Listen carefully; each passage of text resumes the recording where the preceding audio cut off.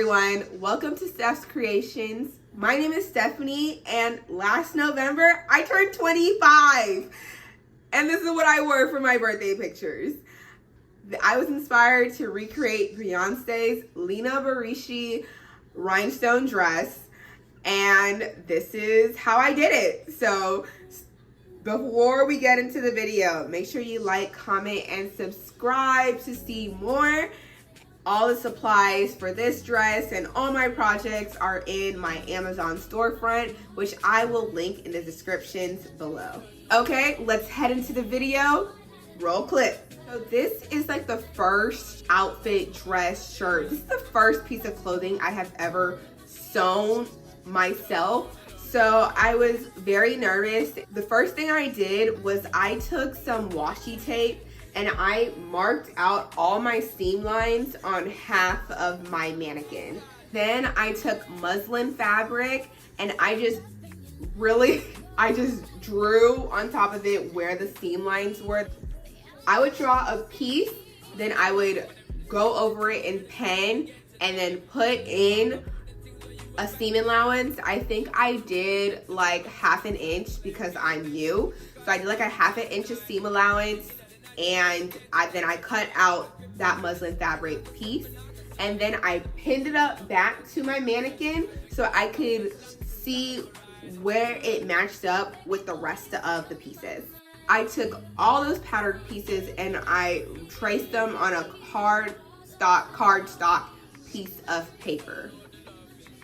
I retraced them on cardboard. I made sure I labeled each piece and how many pieces I needed to cut. And I retraced all the pattern pieces onto my fabric. And yes, and I cut out 4 pieces of each pattern piece because I needed 2 for the left and right side in the front and 2 for the left and right side in the back. So cut out 4 of each pattern pieces. I pinned up the seams so I could visualize how I was gonna sew it together. Once I liked the pinning of everything, I used my sewing machine and I sewed it together. I sewed up my seams. Here is the front piece, all sewed seams together. I also sewed the lining together too. I used bias tape as my boning channels. I would have cut them thinner so they weren't as bulky, but I just top stitched them to the seams of the front of the dress. I then sewed back to back, so back of the front to the back of the lining, and I sewed them together with a zigzag stitch all around the top part, not the bottom part, because we haven't put our boning in. It was kind of weird. But yeah, so then I used bias tape to just seal the seam on the top and also on the sides in the back. When I sewed the bias tape to the back, I just sandwiched the corset top seam in between the 2 bias tape folds, and then I sewed it along that seam. And then after that, I used bias tape to sew the front and the back together on the top. I put all my boning into the boning channels, and I made sure to mark where the bottom of the boning hit the bottom of the corset, and then I marked an inch above that, so that was where I cut, because I would still need to sew the skirt on, and I didn't want to sew the skirt through the boning and break a needle. That would not be fun. So for my skirt pattern, I followed a tutorial off of YouTube, and I will link it below because I'm gonna be honest, first dress, didn't know what I was doing. Once I had my skirt pattern, I traced it out on the fabric, and I made sure I made 2 pieces, one for the front and one for the back. I didn't use a lining for this because I didn't need one. Then when I had both of my pieces, I pinned them up just to make sure I liked where the seams were gonna be and I liked how it matched up. And then I sewed the 2 halves together, and then we had a skirt. Now, to join my skirt to my corset top, I cut where the little dip, oh, you can't really see it, but there's like the corset goes into a little dip here. And so I made sure I cut into that little dip so it could fit snugly. Whenever I sewed it, it would sew snugly onto this corset. To hide the seam, I pinned up bias tape on the waistline, and after pinning it up, I sewed it, and I did the same thing to the other half, and there you go, seam hidden. I make sure I marked the middle line of where the sandwich bias tape was, and I saw how long it was, and at every inch I marked where the line I put in and a little cross, and that was where I was gonna punch the hole for the eyelet to be in for the lacing.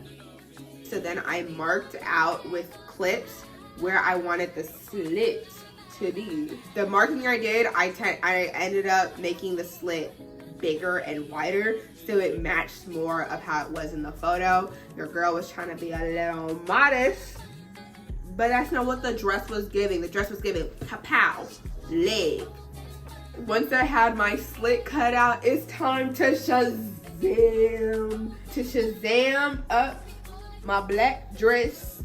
I used E6000 to just glue all the chains in any direction. I just glued E6000 just in any which way, just going, just any which way. Honestly, it doesn't really matter because it's going to look good just as long as you have a lot of these chains on. For the top, I used smaller chains just to like make it more go into the centerpiece direction. So when I came to make the chains on the slit part, I just like measured how long I wanted it to be on me, and then I just glued a layer of E6000, one layer, and then I glued a second layer, and I think I glued about 3 layers of chains. And honestly, I don't even think that was enough. I think I should have put more chains on this so I can cover my leg a bit more. When it came to the skirt part, I glued here, it was all whatever sorts of directions, but for the skirt, it was from here, this side to this side. You can see that's all going in one direction to all meet up at this major art piece, art piece, like. And when you're all done, it should look like this, and that means it's time to add your extra decorations. So I don't really know what this gemstone, rhinestone covered thing is that's on the dress, but I was going to find a way to recreate it somehow, and this is what I did. I took foam and I drew it the best I could on the foam, and then I cut it out, and all I did was glue like a sheet of those rhinestone papers that you just cut out, and I just glued it around. Well, I started gluing it around, and then I had to give it to my brother to finish doing it. I then glued this foam rhinestone covered foam thing on top of it, and I tried E6000, my best friend, and that didn't work. So then I had to hot glue it and stick it because nothing was working.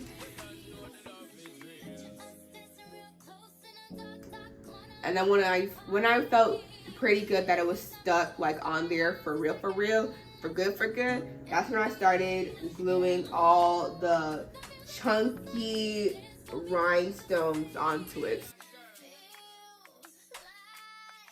Okay, so now when it comes to the top, so the top, y'all can see I left it bare to put on the rhinestones, and this, I just did whatever.